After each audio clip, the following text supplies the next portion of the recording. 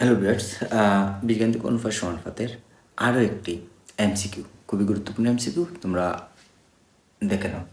অর্থাৎ দেখো তো, এ অনুপাত বি ইকুয়াল টু 4 অনুপাত 5 এবং বি অনুপাত সি ইকুয়াল টু 2 অনুপাত 3 হলে এ অনুপাত বি অনুপাত সি সমান কত? তাহলে আমরা এই অঙ্কটি আমরা শুরু করি। দেখো তো, আমরা লিখব এ অনুপাত বি অনুপাত সি।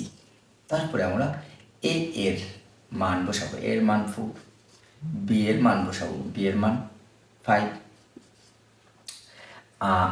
আবার আমাদের বি এর মান চলে আসছে, তার মানে আমরা বি এর মান বসাবো 2।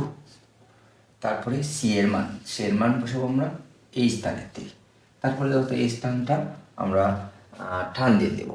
টান দেওয়ার পরে আমাদের যে কাজটি করতে হবে, আমাদের এই স্থানে কি বসবো, আমি আগেই বলেছি যে তার সামনের সংখ্যাটি বসিয়ে ফেলবে, তার মানে তার সামনের সংখ্যা হবে 5।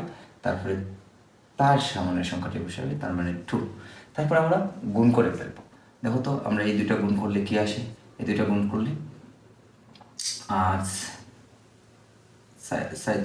8 আসবে, অনুপাত 5×10 আসবে, তারপরে অনুপাত 3×15 আসবে।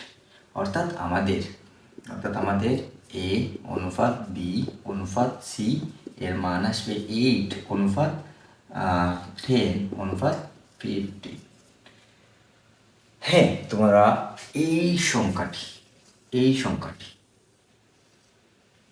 সংখ্যাটি হবে তোমাদের উত্তর। তোমরা খুব কেয়ার